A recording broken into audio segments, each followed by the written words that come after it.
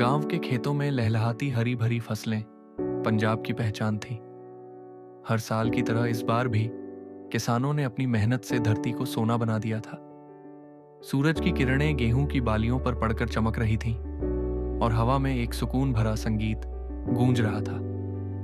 गांव का सबसे पुराना पेड़, जिसके नीचे बुजुर्ग रोज बैठकर सुख दुख की बातें करते थे, वह इस शांति का गवाह था। लेकिन इस बार प्रकृति का मिजाज कुछ और था।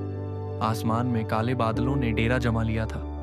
पहले हल्की बूंदाबांदी हुई, फिर मूसलाधार बारिश रुकने का नाम ही नहीं ले रही थी। रात भर बारिश होती रही और जब सुबह हुई तो गांव का नजारा बदल चुका था। पास की नदी, जो आमतौर पर शांत और धीमी बहती थी, अब एक विशालकाय गुस्सैल अजगर की तरह लग रही थी। उसका पानी किनारे तोड़कर खेतों में घुसने लगा था।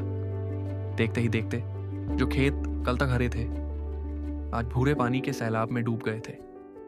गांव के लोग डर गए। सरपंच ने तुरंत ऐलान करवाया कि सब लोग ऊंची जगहों पर चले जाएं।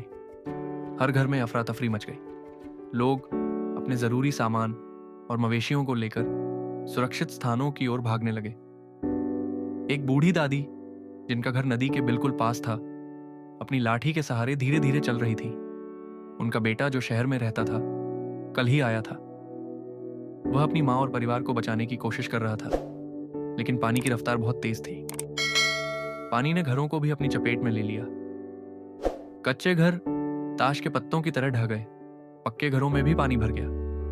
लोग छतों पर बैठकर अपनी आंखों के सामने अपनी मेहनत की कमाई को पानी में बहते देख रहे थे।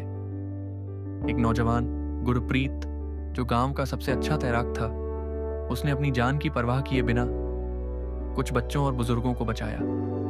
उसने एक टूटी हुई नाव का इस्तेमाल किया और उन्हें सुरक्षित जगह पर पहुंचाया। उसकी हिम्मत देखकर दूसरे नौजवान भी मदद के लिए आगे आए।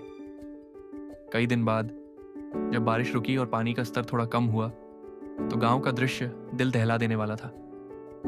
चारों ओर सिर्फ कीचड़ और मलबा था। फसलें पूरी तरह बर्बाद हो चुकी थीं। लोगों के चेहरों पर उदासी और बेबसी साफ दिख रही थी। लेकिन इस बर्बादी के बीच भी एक उम्मीद बाकी थी।